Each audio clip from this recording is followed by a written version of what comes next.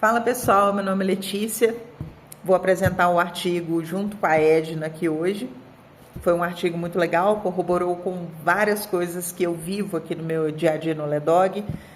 A minha empresa se chama Ledog, eu atuo aqui em Juiz de Fora há mais de 10 anos, mas que eu atuo no mercado pet são quase 20 anos, né? E pasmem que cada vez que eu estudo, mais eu vejo que eu preciso estudar mais, que eu não sei nada, meus amigos, que eu acho que ninguém sabe, ninguém pode estar soberba de dizer que sabe de tudo, né? Eu espero que vocês desfrutem muito desse artigo que a gente vai apresentar para vocês aqui com todo carinho e com todo amor, e coloquem isso na prática de vocês aí com seus cães, com seus alunos ou com seus próprios cães. É super válido. Bora lá.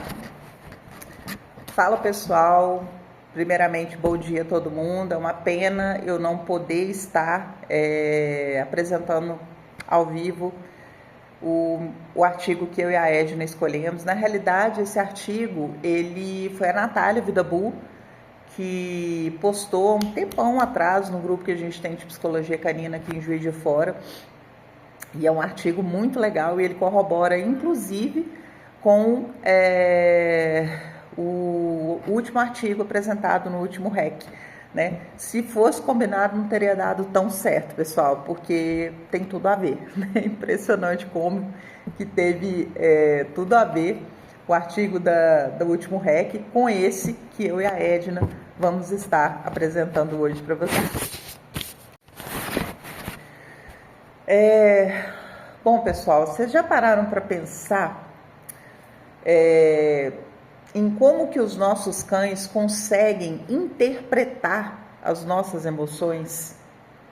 Eu acho que por vezes a gente já parou para pensar sobre isso, né?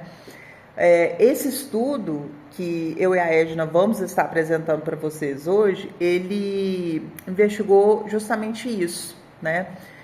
E explorou como que as pessoas percebem as expressões faciais. Na realidade, esse estudo, ele explorou como que os cães percebem as expressões faciais humanas. E isso me chamou muito a atenção, porque a gente não dá muita importância para isso, e eu vou falar de um exemplo meu, inclusive, né, meu e do Neck, que é o meu cachorro, um dos meus cães da minha matilha. Eu tenho 6 cães, e o Neck, ele veio de uma adoção, era um cachorro extremamente agressivo, já veio muito estragado.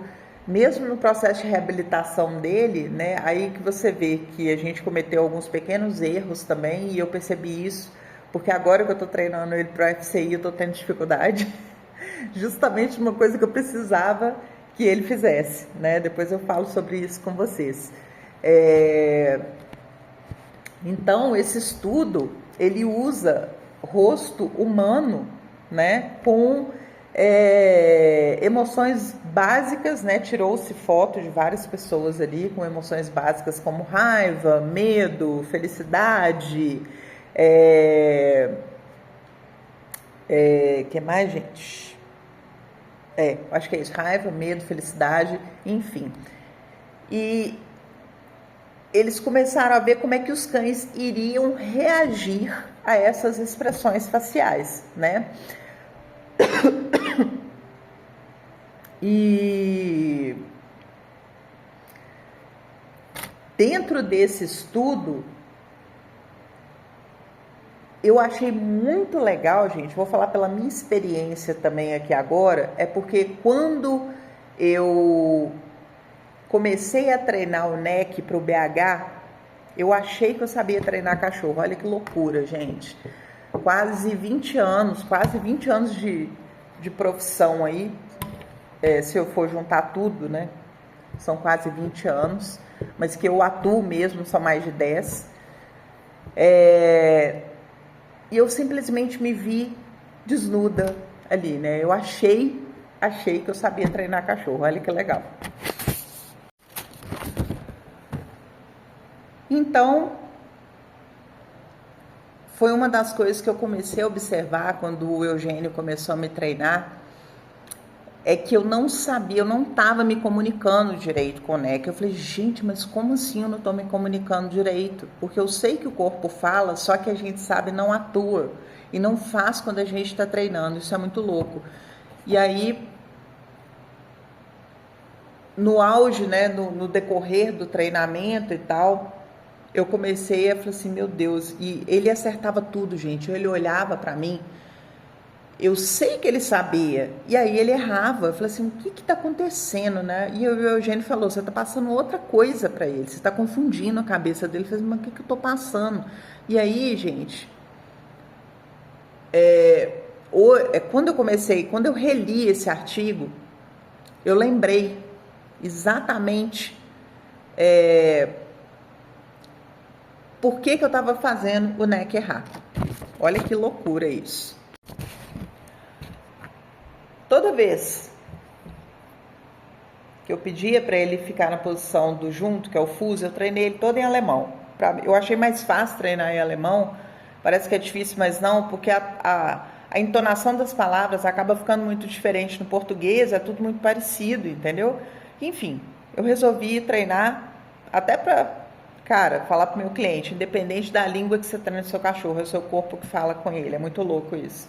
E aí eu coloquei ele na posição de fuso, junto, fuso, ele ficava no fuso, bonitinho, super. E aí, quando eu queria que ele andasse, eu olhava para a carinha dele, fazia um movimento leve para frente, fuso, olha o fuso, fuso, para andar, fuso, né? Já mudava isso e o corpo falava com ele também.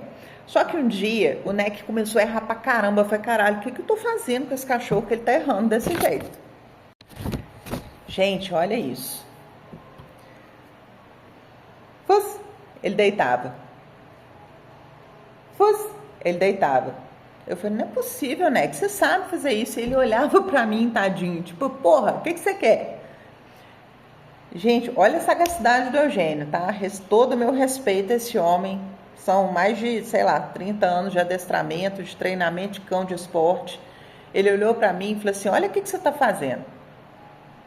Eu já tava irritada, gente, já tava puta, né? Eu falei assim, cara, o que eu tô fazendo?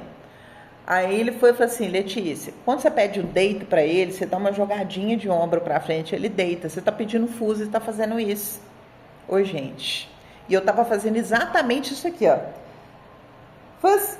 E quando eu fazia plats, eu dava essa jogadinha. Olha isso, gente, como que eu confundia a cabeça do meu cachorro. E a minha sobrancelha, quando eu queria que ele deitasse, ela levantava. Olha, cara, gente, eu não sei se vocês estão conseguindo entender a complexidade disso. Tomara que vocês estejam conseguindo entender, porque isso foi caótico. E esse estudo, ele fala sobre isso, né? Sobre a capacidade que os cães têm de começar a entender as nossas feições, né? Como que os cachorros reagem a ela, né? E sobre essa comunicação entre as nossas espécies, né? Entre a espécie humana e a espécie canina, né? E a gente achou muito interessante, gente, porque entender isso ajuda a entender melhor sobre a tão palavrinha que a gente usa o tempo inteiro chamada vínculo. Olha que interessante isso. E quando eu entendi que eu estava confundindo o NEC, eu falei assim, cara, deixa eu ver se é isso mesmo. Oi, gente. O NEC não fez tudo certinho. Uma semana antes do BH, esse cachorro estava fazendo tudo errado, mas eu devia estar um turbilhão de erro corporal para ele, que ele não estava conseguindo fazer a minha leitura direito. Olha que coisa incrível isso. E quando eu comecei a ler esse artigo, esse estudo, eu falei assim, nossa, é por isso que o NEC não me entendia. Porque o meu rosto falava uma coisa, meu corpo falava outra, coitadinho. E eu comecei a exigir dele, gente, erros que eu estava errando e eu estava confundindo ele, e ele tentando me entregar tudo. Dá até vontade de chorar, porque ele tentava me entregar tudo e eu fazia o pobre coitadinho errar. Olha isso. Por isso que eu falo para vocês que a gente que é treinador, a gente tem que prestar atenção no todo.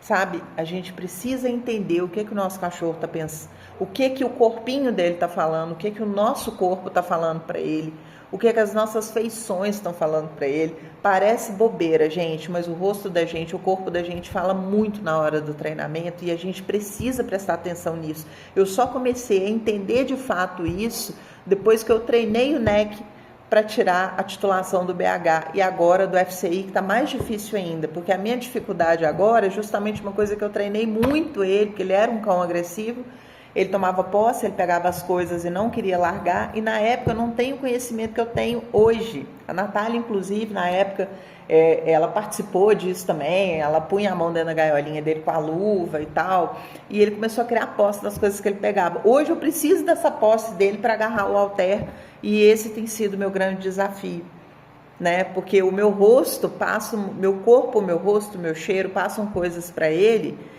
que eu acabo confundindo ele, e ele criou aversão. Na hora que eu tiro o halter, ele já não quer mais pôr o halter na boca, né? Mas o que será que o meu corpo, o meu rosto, até o meu próprio cheiro estão falando com esse cachorro nessa hora? Bom, pessoal, vamos falar um pouquinho agora sobre a metodologia utilizada para esse estudo. Foram selecionados, se eu não me engano, acho que foram 26 cães, mas no final ficou só 21 cães, tá? 21 cães domésticos, saudáveis e motivados por comida, para garantir que eles estavam prestando atenção nesse experimento, né, que estava sendo realizado. Depois foi feita a exibição de rostos humanos, né, de pessoas, representando as emoções básicas, né, que eles chamam de emoções de Ekman, que é alegria, felicidade, raiva, medo, enfim. E os cães, eles viam essas imagens enquanto eles comiam, né, e as suas reações, incluindo a orientação da cabeça de um lado para o outro e reação comportamental, elas eram registradas. Depois, e também foi registrado a frequência cardíaca, e na realidade a frequência cardíaca ela foi monitorada para medir a reatividade fisiológica. Por quê? Vamos falar aí de medo. O que é o medo? O medo é uma reação fisiológica, né? O nosso corpo, o nosso cérebro, na realidade, manda uma informação para as nossas glândulas adrenais. As adrenais liberam cortisol e adrenalina, e aí o que acontece? O nosso coração dispara, tá? A nossa pupila dilata, a nossa boca seca, o nome disso é medo, né? Então, essa medição da frequência cardíaca, eu achei uma coisa muito interessante, porque ela é validada, né? O cachorro sentiu medo, ele ficou apreensivo, então o coração dele vai falar muito disso, né? Hormônios, olha que interessante. E agora eu vou passar a palavra para a querida Edna. Edna, muito obrigada pela paciência, eu sei que foi uma loucura, eu queria ter feito uma coisa muito mais elaborada, mas olha aqui, gente, o estado, do jeito que eu tô hoje, eu vim aqui e falei assim, não, vou gravar, porque a gente assume esses compromissos, então a gente tem que ir até o fim. Mas olha, gente, desfrutem do que a Edna vai falar para vocês agora, que é muito legal mesmo, e vocês vão se identificar no dia a dia, como que isso vai poder ser utilizado, inclusive no trabalho de vocês aí, no dia a dia com os seus cães, para quem é dono, ou para quem é treinador também, eu tenho certeza que vai fazer total diferença, porque para mim fez bastante, né? Inclusive eu estou usando, eu estou fazendo uma experiência com a Kiara, que é a cachorrinha que a gente vai fazer a entrega hoje, justamente no dia do REC. E durante todos esses 30 dias de treinamento com ela, eu usei essa experiência do rosto com ela, né? Para ver se funcionava, e não só o rosto, a expressão do rosto, né? Facial, corporal. Cara, é impressionante como que ela aprendeu nesses 30 dias a fazer essa leitura, né? E aí eu já estou pensando como que eu vou passar isso para o meu cliente, porque o cliente ele é totalmente leigo com relação a isso. Então a gente tem que passar como que tem que ser essa postura corporal, facial, vocal com o cachorro, fantástico, eu amei. Edna, beijo pra você, obrigada. Vini, Bruna, Raiquinha, beijo para todos vocês. Raira, Raiquinha, tô te chamando até de Raica, a louca. Beijo pra vocês, meus amores. Desfrutem aí desse estudo, que ele é sensacional. Nath, vida boa, amor, obrigada.